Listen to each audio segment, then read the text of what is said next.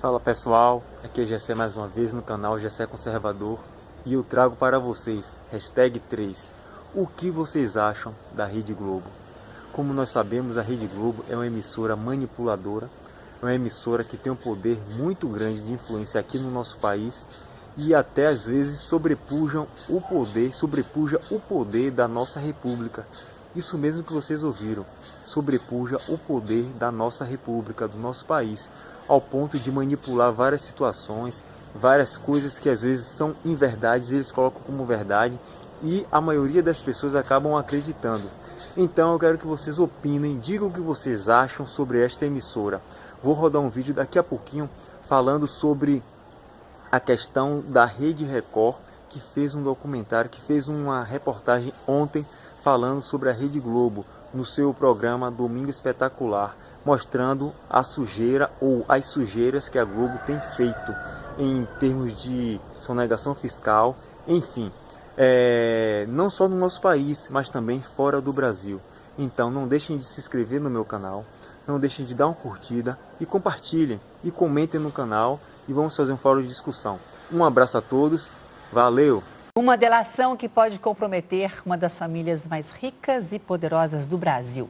O ex-ministro Antônio Palocci guarda informações bombásticas.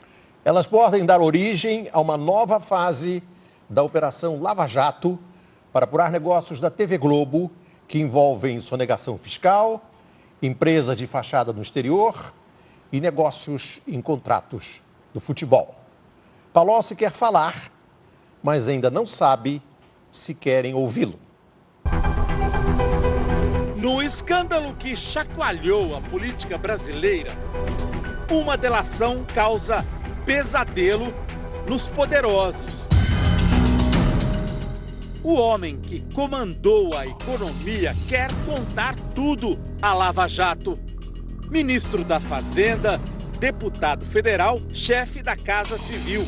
Antônio Palocci conhece como ninguém os bastidores dos negócios e das negociadas. Mas ele será autorizado a contar tudo? Porque a maior empresa de comunicação do Brasil, a Globo, teme a delação de Palocci? Uma notícia recente fez o império estremecer. Condenado e preso em Curitiba, o ex-ministro pode contar o que sabe sobre os negócios dos irmãos Marinho. Num depoimento ao juiz Sérgio Moro, em abril deste ano, Palocci insinuou que poderia comprometer uma grande empresa de comunicação que no passado esteve próxima de falir. A única situação que eu discuti com o BNDES Créditos foi em situações de empresas que iam entrar em falência, que eram empresas de grande porte no Brasil e cuja falência poderia significar uma fila de falências de muita repercussão. Empresas da área de comunicação tiveram problemas sérios nesse período.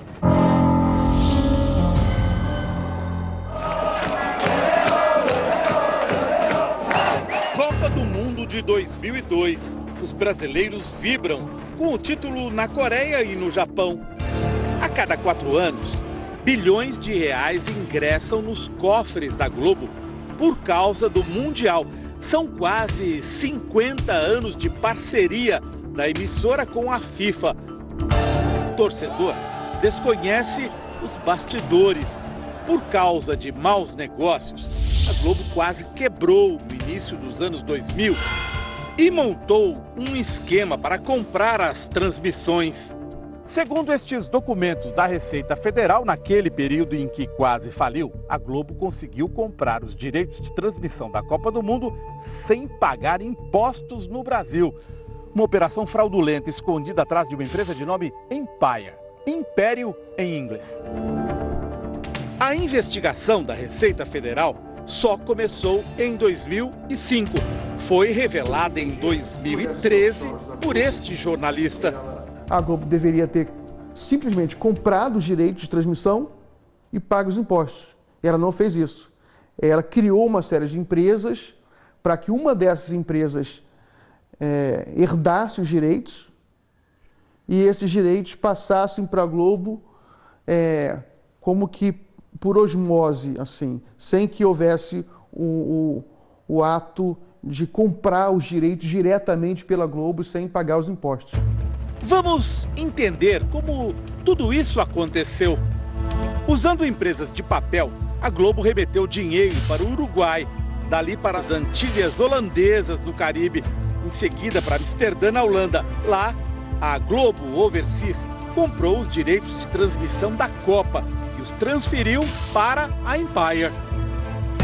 A empresa foi montada nas Ilhas Virgens Britânicas, um esconderijo de dinheiro sujo no límpido Caribe. Segundo a Receita, a Globo simulou investimentos para criar a Empire, como se fosse uma empresa de verdade. Mas era só fachada, funcionando neste endereço em Tortola, a capital das Ilhas Virgens. Assim que a Empire ficou com os direitos da Copa, ela foi dissolvida e seus bens transferidos para a Globo. Com essa manobra, a família Marinho deixou de pagar mais de 170 milhões de reais em impostos no Brasil. Então é no mínimo infantil uma empresa achar que pelo fato dela abrir uma conta corrente no exterior ou uma filial, ela escapa do cumprimento de obrigações acessórias, do cumprimento do pagamento do imposto de renda, do PIS/COFINS, do CID. Eu faço uma coisa que é tão óbvia, que é tão ingênua, tão infantil, porque eu tenho certeza absoluta que eu não vou ser pego. A Receita Federal acusou a Globo de simulação. Multou a empresa em 150% do valor do imposto sonegado. Pretendia processar um dos donos da emissora, José Roberto Marinho, por crime contra a ordem tributária. Quando a denúncia veio à tona, o valor devido pela família Marinho aos cofres do governo brasileiro, com multa e juros, já passava dos 600 milhões de reais. Foi então que aconteceu um episódio de cinema. Uma funcionária da Receita do Rio de Janeiro, Cristina Mares Ribeiro, que estava em férias, furtou o processo. Foi na véspera dele ser remetido ao Ministério Público Federal. Um dos donos da Globo corria o risco de ser processado criminalmente por omitir informação ou prestar declaração falsa às autoridades fazendárias. Isso beneficiou muito a Globo, porque ao não chegar no Ministério Público, não se torna uma investigação de ordem criminal, o que poderia ser um constrangimento muito grande para a família Marinho. Inclusive, constrangimento de ordem política, afinal são figuras públicas que detêm uma influência política determinante no cenário brasileiro, né? Na conjuntura política brasileira. Então eles escaparam dessa. A mulher que cometeu o furto foi condenada a 4 anos e 11 meses de prisão, mas passou menos de uma semana na cadeia até receber um habeas corpus do Supremo Tribunal Federal. Hoje, ela responde ao processo em liberdade. Fomos ao luxuoso prédio em que ela mora, na Avenida Atlântica, no Rio de Janeiro, de frente para o mar. Mas ficamos sem resposta. Ela não está aqui, não. Não está? Ah, então nem adianta. Faz tempo que ela sumiu, eu não tenho mais visto. Quem teria interesse em sumir com o processo da Globo?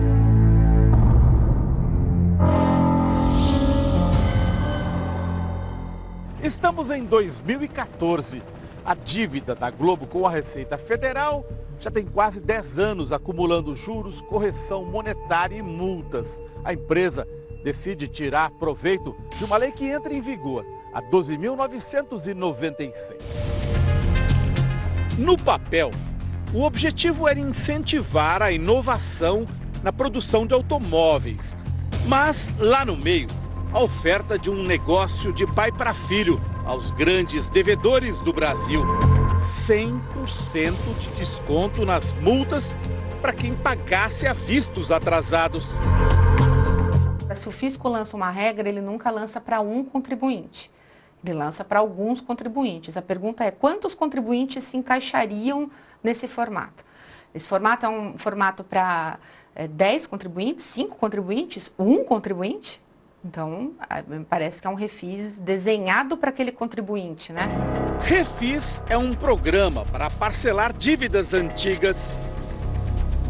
Foi a lei entrar em vigor e a Globo tirou proveito para limpar seu nome. Com 10 anos de atraso, pagou mais de R$1 bilhão, mas deixou de pagar outro bilhão em multas. Dinheiro que daria, por exemplo, para sanar a profunda crise dos hospitais públicos do Rio de Janeiro ou construir 212 escolas com 100 mil vagas para estudantes em São Paulo. Perguntas que só uma investigação oficial poderá responder. A Globo fez pressão a favor da lei. Palocci, que já não era ministro, colaborou nos bastidores do governo.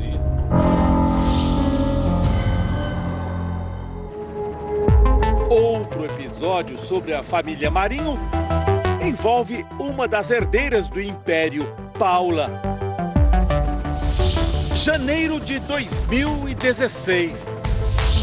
A Polícia Federal faz buscas na filial da empresa panamenha Mossack Fonseca, em São Paulo. A Mossack Fonseca oferecia a brasileiros a criação de empresas no exterior, em geral usadas para esconder patrimônio ou sonegar impostos.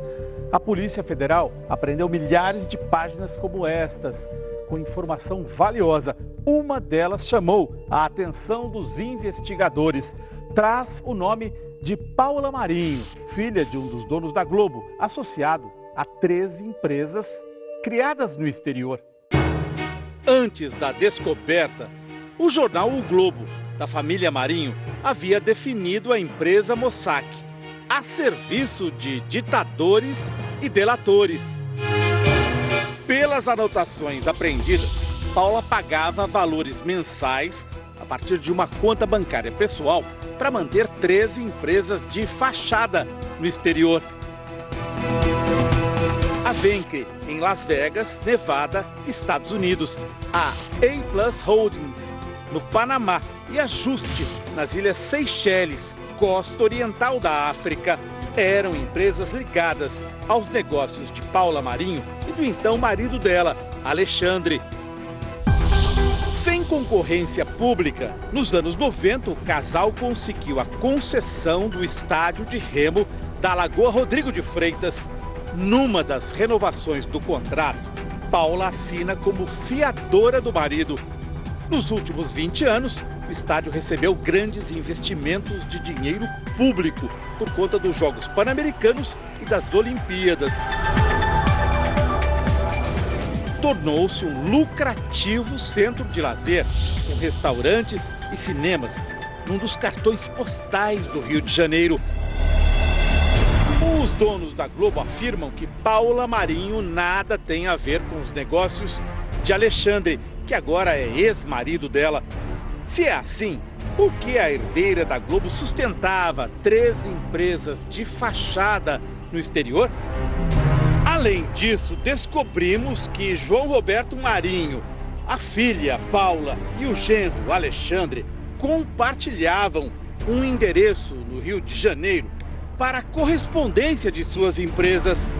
Empresa Vaincre LLC. Fica aqui, por favor. No sexto andar. Eu ouvi falar. 610, não tem? Tem, mas esse apartamento tem mais de anos de fora. Nos documentos relacionados aos negócios da herdeira da Globo, Paula Marinho, e do marido dela, um nome se destaca.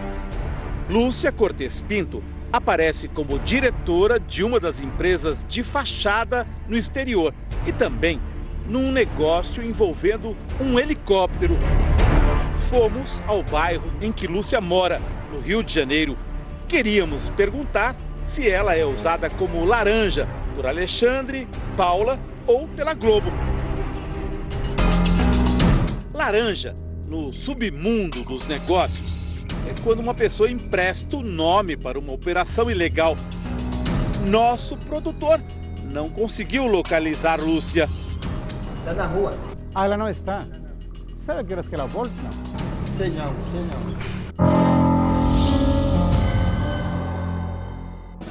delação premiada de Antônio Palocci pode acabar com muitas dúvidas. Em Curitiba, nosso produtor descobriu que a esposa do ex-ministro, Margarete, incentiva o marido a contar tudo. Recentemente, Palocci trocou de advogados, contratou um escritório que participou da delação do doleiro Alberto Youssef, uma peça-chave da Lava Jato. As notícias de que o ex-ministro pode comprometer a Globo ganham força. Segundo o jornalista e blogueiro Reinaldo Azevedo, Palocci pretende contar tudo o que sabe. Mas o jornal Valor Econômico noticiou que a delação não deve sair com a manchete: Palocci descumpre promessa e delação fica improvável. De acordo com o texto, o ex-ministro prometeu muito e entregou quase nada. Só que o jornal que diz isso é de propriedade dos irmãos Marinho. Em Curitiba, onde está preso depois de uma condenação a 12 anos de cadeia, o ex-ministro tem relatado o que sabe aos advogados, que por sua vez conversam com integrantes do Ministério Público. Segundo fontes do Domingo Espetacular, a Polícia Federal teria sido retirada do circuito pela Procuradoria-Geral da República. Integrantes da Força-Tarefa da Lava Jato denunciam pressões para não aceitar a delação de Palocci sobre a Globo. O Domingo Espetacular fez várias perguntas à TV Globo, mas não houve resposta. E os brasileiros também correm o risco de ficar apenas com as perguntas. Por que os procuradores rejeitaram a primeira tentativa de Palocci de falar sobre a Globo? Quais são os interesses de quem protege a família mais poderosa do Brasil? Você acha que a Globo tem poder de influenciar se uma pessoa vai delatar ou não no Brasil hoje? Tem. Eu acho que a Globo tem. Eu acho que a Globo tem. Ela criou ao longo da sua história, e principalmente nos últimos 30 anos, mais ou menos, com a televisão, já vinha com jornal, com rádio, mas com a televisão principalmente, um poder que muitas vezes se coloca no mesmo nível, até além dos poderes da República. A pressão dela é muito grande. É uma pressão forte, é uma pressão política que pode sim evitar até delações.